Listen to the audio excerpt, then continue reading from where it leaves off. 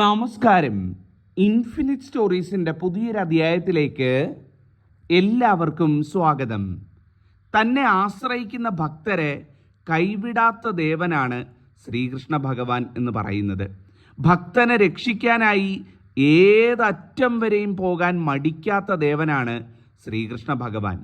പ്രത്യക്ഷത്തിൽ വന്ന് ഇത്രയധികം സഹായിക്കുന്ന, ഇത്രയധികം കരുണ ചൊരിയുന്ന മറ്റൊരു ദേവനുണ്ടോ എന്നുള്ളത് തന്നെ സംശയമാണ്.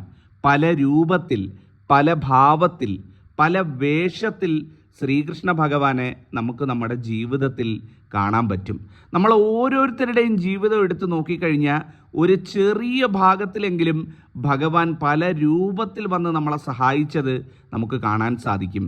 ചിലപ്പോൾ ഒരു ഭിക്ഷക്കാരനായിട്ട്, ചിലപ്പോൾ നമ്മളൊന്ന് വീഴാൻ പോകുമ്പോൾ ഒന്ന് ഒരു കൈത്താങ്ങ് നൽകുന്ന ഒരു അപരിചിതനായിട്ട്, ചിലപ്പം ഉണ്ണിക്കണ്ണനായിട്ട്, അങ്ങനെ എത്ര രൂപങ്ങളിലാണ് ഭഗവാൻ നമ്മളുടെ ജീവിതത്തിൽ അത്ഭുതങ്ങൾ കാണിച്ചു തന്ന് കടന്നു പോയിരിക്കുന്നത്.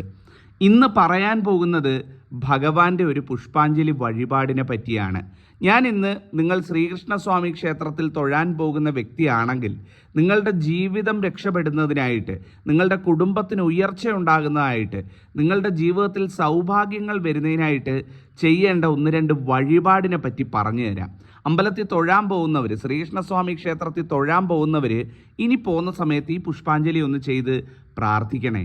നിങ്ങളുടെ ആഗ്രഹം, നിങ്ങളുടെ പ്രാർത്ഥന അതിന് എത്ര വലുതാണെന്നുണ്ടെങ്കിലും നിങ്ങൾക്കത് നടന്നു കിട്ടും. നിങ്ങളുടെ ജീവിതത്തിൽ ഭഗവാന്റെ ഒരു സ്പർശം നിങ്ങൾക്ക് തൊട്ടറിയാൻ സാധിക്കുന്നതാണ്. അതിലേക്ക് കടക്കുന്നതിന് മുമ്പ് എൻ്റെ പ്രേക്ഷകരോട് ഒരു ചോദ്യം ഞാനൊന്ന് ചോദിച്ചോളട്ടെ. ചോദ്യം മറ്റൊന്നുമല്ല, നിങ്ങളുടെ വീട്ടിനടുത്ത് ഒരു ശ്രീകൃഷ്ണസ്വാമി ക്ഷേത്രമുണ്ടോ? മിക്കവാറും ദേശത്തെല്ലാം ആ നാടിന് ഐശ്വര്യം ചൊരിഞ്ഞുകൊണ്ട് ഒരു ശ്രീകൃഷ്ണസ്വാമി ക്ഷേത്രം കുടികൊള്ളുന്നതായിരിക്കും. ആ നാടിന് മൊത്തം ഐശ്വര്യമായിരിക്കും ആ ശ്രീകൃഷ്ണസ്വാമി ക്ഷേത്രം എന്ന് പറയുന്നത്. അങ്ങനെ ഒരു ക്ഷേത്രം നിങ്ങളുടെ നാട്ടിലുണ്ട് എന്നുണ്ടെങ്കിൽ ആ ക്ഷേത്രത്തിൻ്റെ പേരൊന്ന് പറയണേ. നമുക്ക് നോക്കാം എത്രത്തോളം ശ്രീകൃഷ്ണസ്വാമി ക്ഷേത്രങ്ങൾ നമുക്ക് ചുറ്റുമുണ്ട് എന്നുള്ളത്. ഉദാഹരണത്തിന് നിങ്ങൾ അമ്പലപ്പുഴ ക്ഷേത്രത്തിനടുത്താണ് എന്നുണ്ടെങ്കിൽ അമ്പലപ്പുഴ ശ്രീകൃഷ്ണസ്വാമി ക്ഷേത്രം എന്ന് പറയാം. അതുപോലെ ഓരോ ദേശത്തും നിങ്ങളുടെ വീട്ടിനടുത്തുള്ള ക്ഷേത്രങ്ങളുടെ പേരുകളൊന്ന് പറയണേ. നമുക്ക് നോക്കാം എത്രത്തോളം ഈ പറയുന്ന ശ്രീകൃഷ്ണസ്വാമി ക്ഷേത്രങ്ങൾ നമ്മളുടെ നാട്ടിലുണ്ട് എന്നുള്ളത്. ഏറ്റവും നല്ല അറിയാൻ കഴിയുന്നത് തന്നെ ഒരു മഹാപുണ്യമായിട്ട് ഞാൻ കരുതുകയാണ്. അപ്പം ഞാൻ കാര്യത്തിലേക്ക് വരാം. വഴിപാടിനെ പറ്റി ഞാൻ കൃത്യമായിട്ട് പറഞ്ഞു തരാം. വഴിപാട് എന്ന് പറയുന്നത് ആദ്യമായിട്ട് നിങ്ങളുടെ മനസ്സിൽ എന്ത് സങ്കടം ഉണ്ടെങ്കിലും, എന്ത് കാര്യം നിങ്ങൾക്ക് ഭഗവാനോട് അപേക്ഷിക്കണമെങ്കിലും, നിങ്ങളുടെ മനസ്സിൽ ഇനി അഥവാ ഒന്നുമില്ല എന്നുണ്ടെങ്കിൽ പോലും നല്ലത് വരാൻ വേണ്ടിയിട്ട്, നല്ല രീതിക്ക് ജീവിച്ച് നല്ല രീതിക്ക് ജീവിത അവസാനം വരെ കഴിയാനായിട്ട് മനസ്സിൽ സങ്കല്പിച്ചുകൊണ്ട് നിങ്ങൾക്ക് മാസം തോറുവോ ആഴ്ച തോറുവോ, അതല്ല നിങ്ങൾക്ക് 6 മാസം കൂടുമ്പം ചെയ്യാനാണെങ്കിലോ ഏത് രീതിയിലാണെന്നുണ്ടെങ്കിലും ഈ വഴിപാട് ചെയ്യാം. ഏറ്റവും നല്ലതെന്ന് പറയുന്നത് മാസത്തിൽ ഒരിക്കലെങ്കിലും ചെയ്യുക എന്നുള്ളതാണ്. എല്ലാ മാസത്തിലെയും ഏതെങ്കിലും ഒരു ഏകാദശി നാൾ തോറും, അതല്ല എന്നുണ്ടെങ്കിൽ എല്ലാ മാസത്തിലെയും ആദ്യത്തെ വ്യാഴാഴ്ച തോറും നിങ്ങൾക്ക് ഈ വഴിപാട് ചെയ്യാം എന്നുള്ളതാണ്. നിങ്ങൾ ചെയ്യേണ്ടത് എല്ലാ മലയാള മാസത്തിലെയും ഞാൻ ഈ പറഞ്ഞ പോലെ ഒരു തീയതി നിങ്ങൾ എടുത്തിട്ട് ആ തീയതിയിൽ ഫിക്സ്ഡായിട്ട് നിങ്ങൾ ശ്രീകൃഷ്ണസ്വാമി ക്ഷേത്രത്തിൽ പോകാൻ ശ്രമിക്കുക എന്നുള്ളതാണ്. പോയതിന് ശേഷം അവിടെ ചെന്ന് നിങ്ങൾ രസീത് എഴുതിക്കണം സഹസ്രനാമ പുഷ്പാഞ്ജലിക്ക്. അതായത് സഹസ്രനാമങ്ങൾ കൊണ്ട് ഭഗവാന് പുഷ്പാഞ്ജലി നടത്തുന്നതാണ് സഹസ്രനാമ പുഷ്പാഞ്ജലി എന്ന് പറയുന്നത്. അപ്പം ആ സഹസ്രനാമ പുഷ്പാഞ്ജലിക്ക് രസീതാക്കി അതേ ദിവസം തന്നെ ഭഗവാന് ഒരു ഇളനീരും സമർപ്പിക്കുക എന്നുള്ളതാണ്.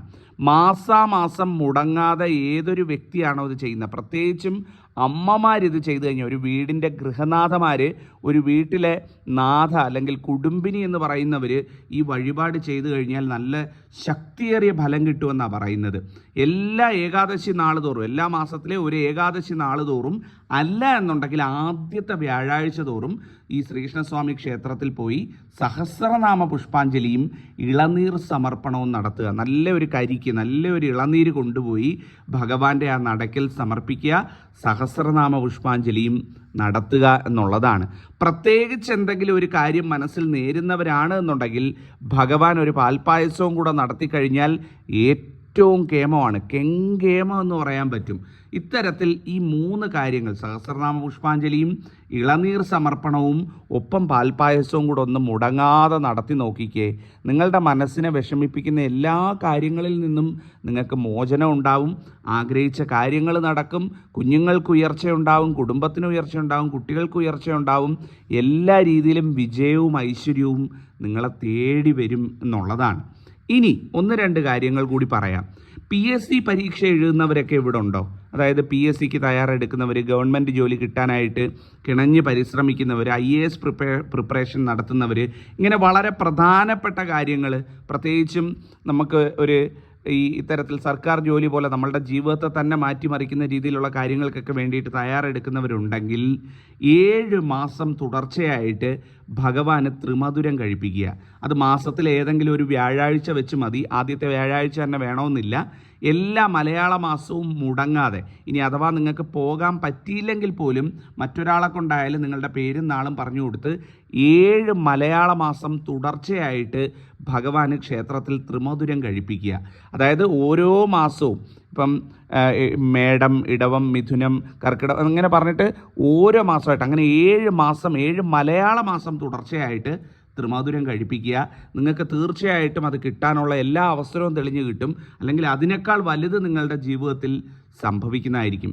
7 മാസം ഭഗവാന് ത്രിമധുരം കഴിപ്പിച്ച് ഒന്ന് ആത്മാർത്ഥമായിട്ട് ശ്രീകൃഷ്ണസ്വാമി ക്ഷേത്രത്തിൽ പോയി പ്രാർത്ഥിച്ചു നോക്കൂ, കാര്യം നടന്നു കിട്ടിയിരിക്കും. മാസത്തിൽ 1 അടുത്തത് അതുപോലെ തന്നെ ഒരു പ്രശ്നമാണ് ഈ കുടുംബ പ്രശ്നങ്ങളെന്ന് പറയുന്നത്, ദാമ്പത്യ പ്രശ്നങ്ങൾ.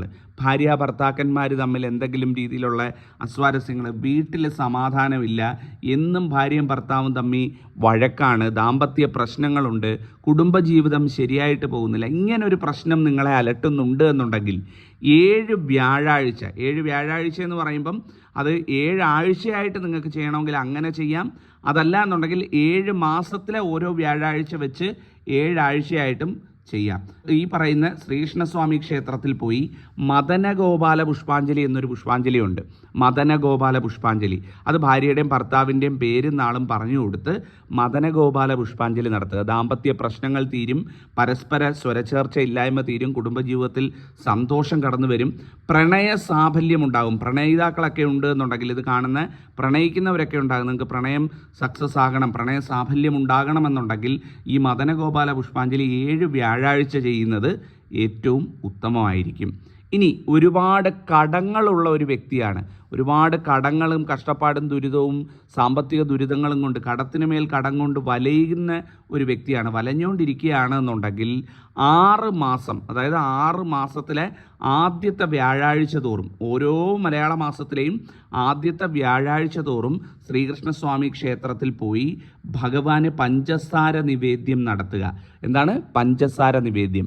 അങ്ങനെ 6 മാസം തുടർച്ചയായിട്ട് നിങ്ങൾ പഞ്ചസാര നിവേദ്യം നടത്തി പ്രാർത്ഥിച്ചു കഴിഞ്ഞാൽ നിങ്ങളുടെ കടങ്ങൾ ഒരു പരിധിയല്ല, നിങ്ങളുടെ കടങ്ങൾ പൂർണ്ണമായിട്ടും തീരാനുള്ള വഴി തെളിഞ്ഞു കിട്ടും. കടങ്ങൾ തീരും, കടങ്ങൾ അലിഞ്ഞില്ലാതാകും, സാമ്പത്തിക ഭദ്രത ഉണ്ടാകുന്നതായിരിക്കും. അപ്പോൾ ഒരുപാട് കടദുരിതങ്ങളുമായിട്ട് വലയുന്നവരുണ്ട് എന്നുണ്ടെങ്കിൽ ഈ ഒരു കാര്യം നിങ്ങൾക്ക് ചെയ്യാം. 6 മാസം പഞ്ചസാര നിവേദ്യം നടത്താം, എല്ലാം മാറ്റം ഉണ്ടാവും. ഞാൻ ഒത്തിരി പേർക്ക് പറഞ്ഞു കൊടുത്തതും അവരൊക്കെ ഫലം കിട്ടിയെന്ന് പറഞ്ഞ കാര്യങ്ങളുമാണ്.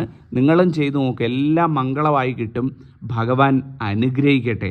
ഇത് പറഞ്ഞുകൊണ്ട് അധ്യായം അവസാനിപ്പിക്കുകയാണ്. സംശയങ്ങൾ എന്തെങ്കിലും ഉണ്ടെങ്കിൽ ചോദിച്ചോളൂ. നന്ദി, നമസ്കാരം.